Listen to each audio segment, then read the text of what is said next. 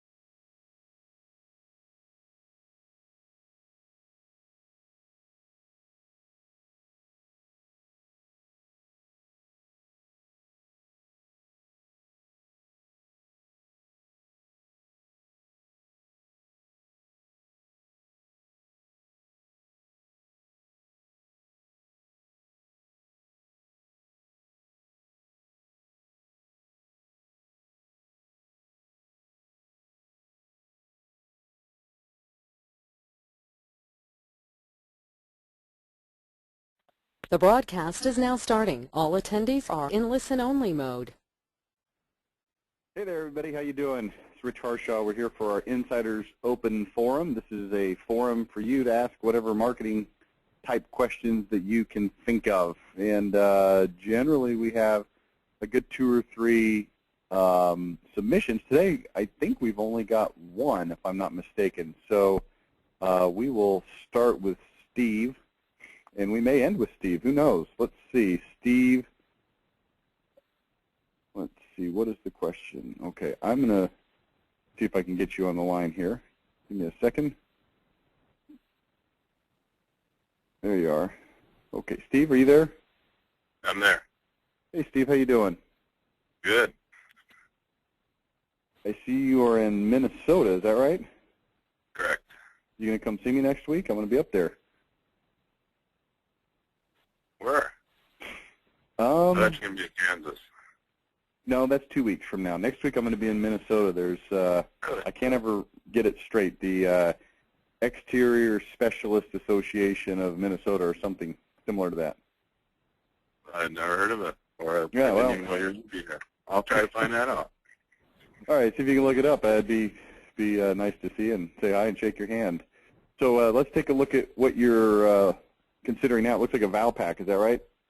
Correct. So tell me about this situation. Well, the ad, actually we have a kitchen refresh program that we've done in the past.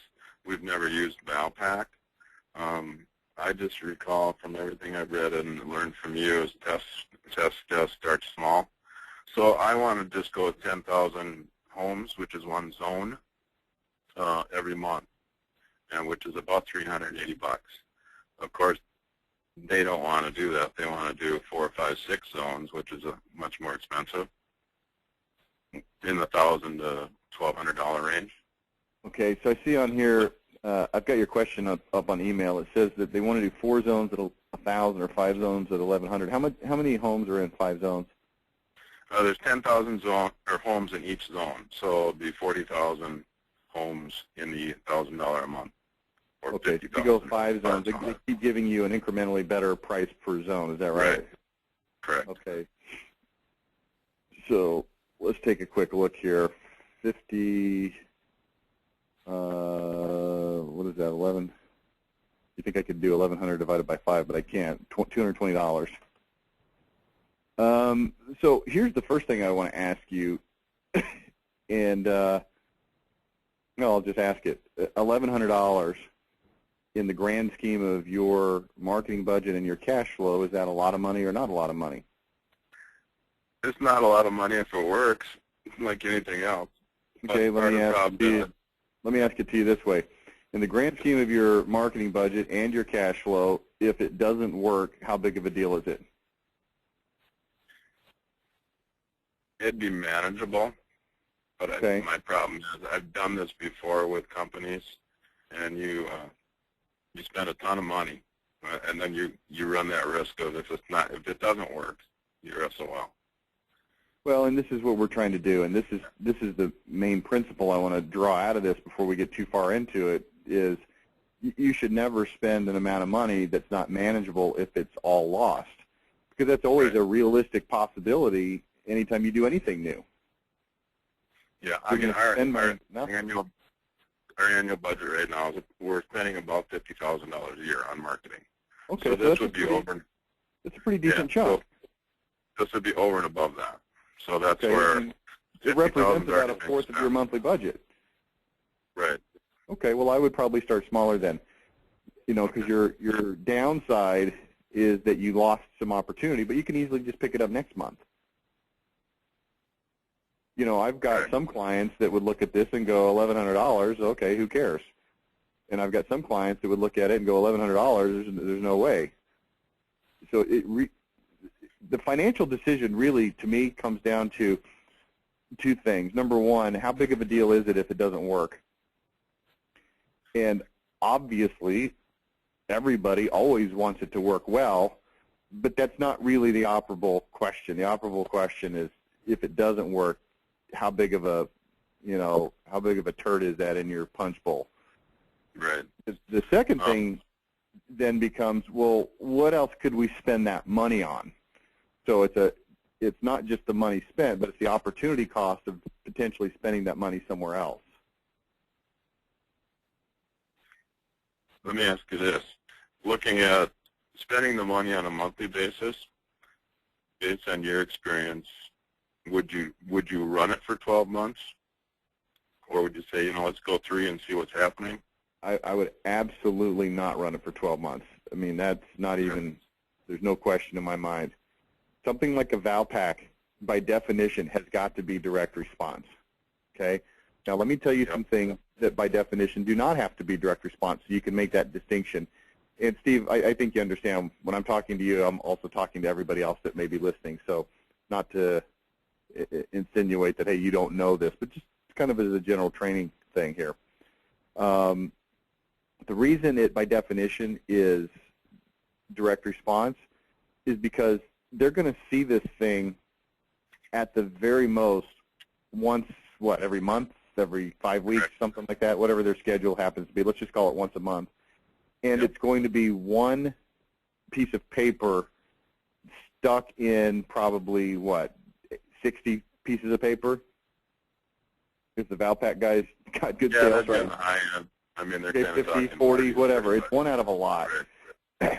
So it's not like you're going to build any frequency with this. It's not like you're going to build any kind of ongoing relationship with this prospect through this advertising mechanism. So what you do this month really is going to have no impact on what you do next month or next month. It's not like on the 11th month somebody's going to be flipping through that and say, oh, well, geez, I haven't really wanted to refresh my kitchen, but this guy's been so persuasive over the last year that I'm going to do it.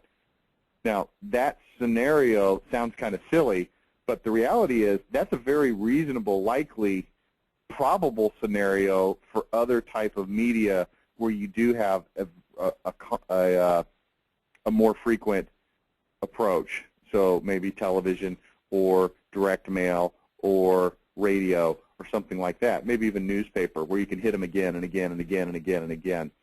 But this is not that category. So if it doesn't work on the first month, it's probably not going to work later. Whereas radio may not work in month 1, and it may not work in month 2 or 3 or 4, but you're building to something. Does that make sense? Correct.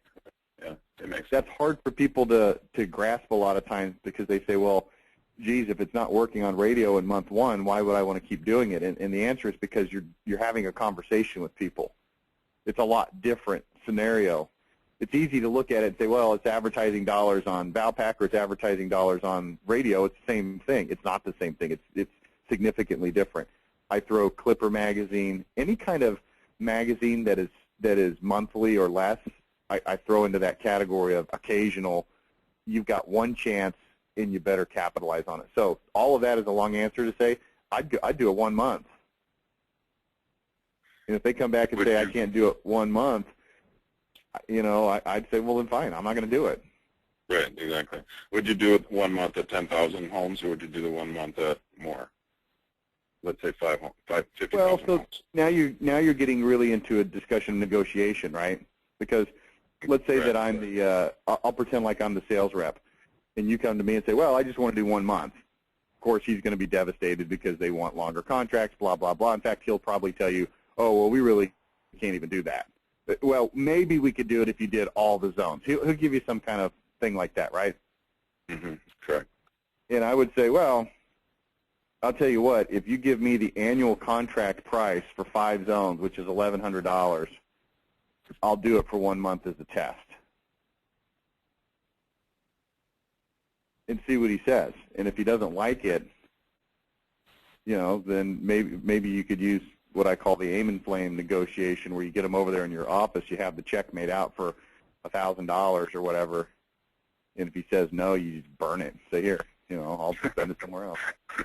Okay. When people see money with their name on the check, and you literally rip it up or burn it, it really tweaks their brain in a way that's palpable. It's kind of fun.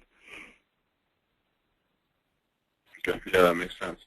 Yeah, so I think you're on the right trail here. Let's go smaller. Let's go less time.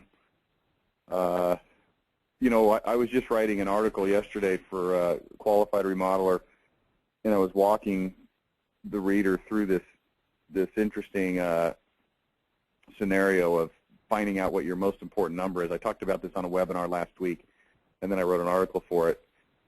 You guys are kitchen remodel, is that right? Kitchen bath primarily. What number of jobs, not dollars, number of jobs, what's your biggest one, kitchens or baths? They're probably they're almost equal. Okay, so then in dollars in kitchens it's going to be bigger, right? Correct. Okay, so I look at this and I would look at your company and say, okay, your bread and butter product is kitchens. Doesn't mean you don't want to do bathrooms or you want to ignore it, but it's your bread and butter, right? Would you agree with that? Correct. Okay, yeah. so here's the next question. How many kitchen jobs do you do in an average month? 1, 2, 5, 10? I don't know. Between two and 3, because they normally average 6 to 8 weeks. Okay, so let's say you do 2 or 3. Let's call it 2.5.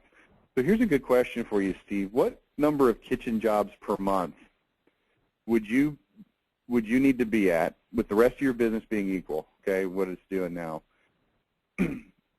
How many kitchen jobs per month would you need to do to put your company and yourself personally financially where you wanted to be? Over and above what we're already doing?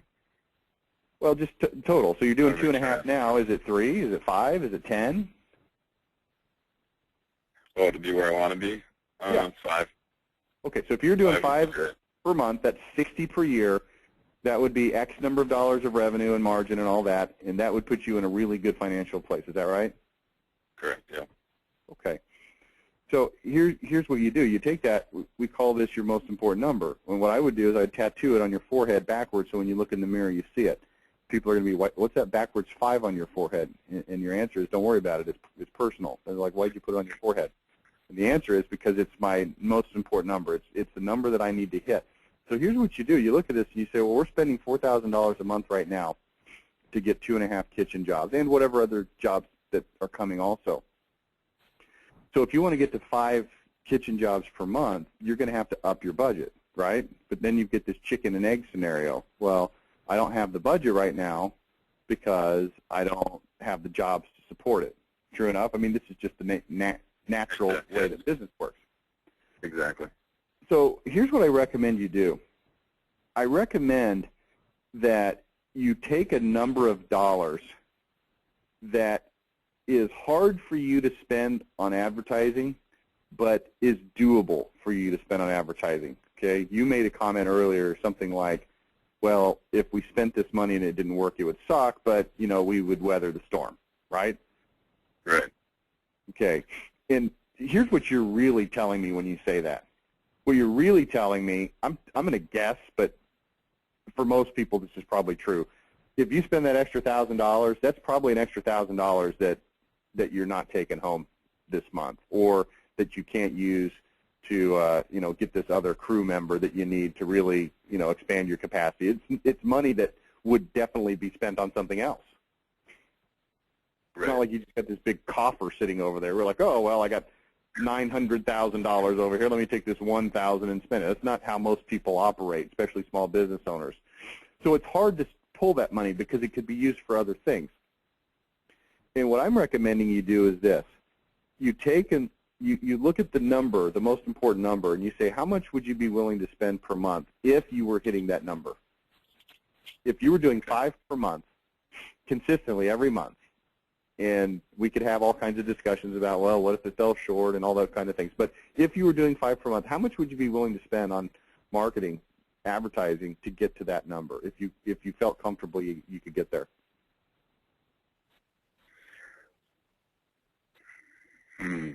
Would you spend $100,000 a year instead of $50,000 a year? That's a good question. That's actually sit down and think about that one. Well, that's why we go through the process. Yeah, I really don't have an idea right off the top of my head. Well, here, let me help you make this a little bit more tangible. Hey, Steve, here's contracts for 5 kitchens every month for the next year. 5 per month, 60 total for the year. They're already signed. They're normal contracts. They're the same ones that you normally sell, okay? They're just as good or bad or average, okay? What I'm trying to say is typical deals, okay? Here they are. Okay. There's 60 of them. Will you give me $100,000 for them, for advertising costs? Whatever you're spending now on advertising, take that, and you're going to have to double it, right? So here, I want $100,000. You won't have to spend any other money on advertising. Whatever you're spending now, you don't have to spend it. Just give it to me. Will you do it? Yeah, I would do that. Are you sure? I believe it. Yeah. You give me another 30 kitchens a month, I could give you another 50,000. Okay. For 30 kitchens a year, I would definitely 50,000 would be great. Okay, and truth be told, you might even actually nudge that number up, wouldn't you? Probably. If I came back and said, numbers on it. If I came back and said, well, I need 105 instead of 100, we'd probably still have a deal. And I'm not doing that to try to push you higher. I'm just trying to help you see these numbers in a way that you probably haven't looked at them before. That's all I'm trying to do. I mean, obviously, I don't have a stack of 60 deals to sell you for 100,000 or 105,000, but you do have this marketing budget. So here's what I recommend people do: that you take a small percentage of that extra spend. So in your case, maybe it is $1,000 outside of your budget, and instead of spending $4,000 a month, you spend $5,000 a month. And what you want to do is you want to spend that extra $1,000 on really super aggressive things, like maybe this Valpak. If you can spend $1,000, I mean, the reality is you've only got to get 1 kitchen for that to be a great deal, right? Correct. Yep. Exactly. If you got 2, you'd be ecstatic. If you got 5, you wouldn't know what to do with yourself. So maybe you test that. Maybe it works, maybe it doesn't. Next month you come back with another $1,000. You do something else. I don't know what. Maybe you hire some kid. When I say kid, I don't mean youth. I mean 23-year-old guy to go knock 500 doors. Yeah, I don't know. Something very aggressive, though, that maybe isn't necessarily sustainable and maybe isn't necessarily scalable, but that can get you some extra sales. And then what you do is on your incremental sales, as you go from 2 to 2.5 to 3 to 3.5 sales per month, you allocate all of the margin to marketing until you get it up to that $8,000 mark. And what you want to do is you want to spend some of it on this really aggressive stuff, but then here's what you want to do, and this is the key. This is how you grow your business over time slowly. You start allocating some of these dollars to some things that are going to allow you to have ongoing long-term conversations with prospects, whether that was television or whether that was radio or whether that was a newspaper campaign or a mailing campaign. Because here's the bottom line. There's a certain number of people out there in the marketplace that are going to respond right now for kitchens. And there's another percentage that is not going to respond to your ad that you put in Valpak or that you put on the television or the radio or anything you could think of. They're not going to respond. And the reason they're not going to respond is because they're still sort of thinking about it. They don't know who you are. They've got no confidence in you.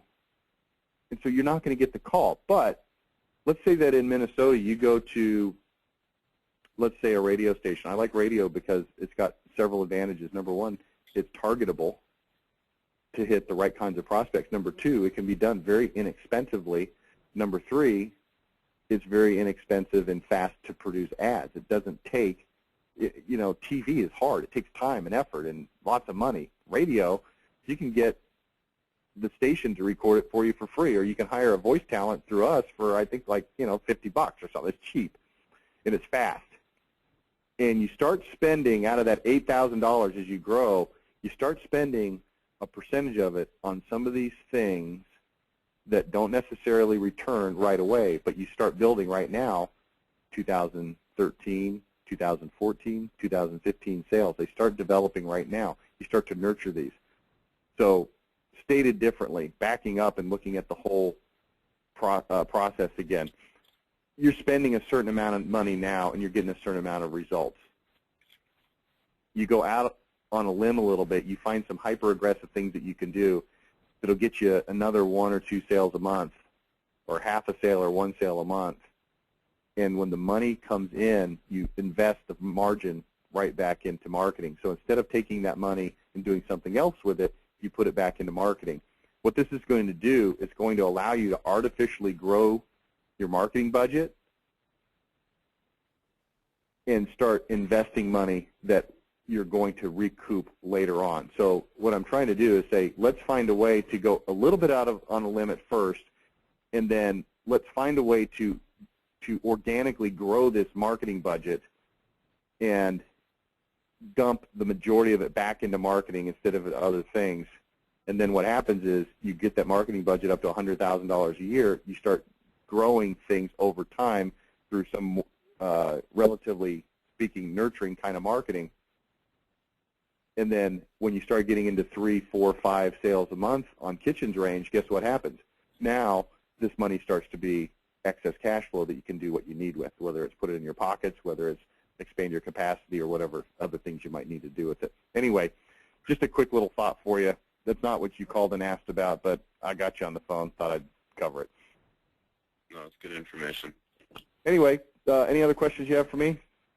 No, I don't. That's awesome. Actually, I'm working with Ben and Dale. They're working on a ton of stuff for me. So this is okay, fantastic. Came out of the blue. Appreciate your help. All right, Steve, good to talk to you. And if we end up seeing you next week, great. If not, we'll talk to you next time. Thanks. All right, thank you. Okay, let's see. I've got a couple more minutes. If anybody has something you want to talk about, I'd be happy to take any random question. Otherwise, we will be done. All you have to do is click the question button on your console, and we'll see if anybody has anything. Okay, looking like not necessarily. Okay, well, you know what? We will let it rest. We've got some other webinars coming up next week.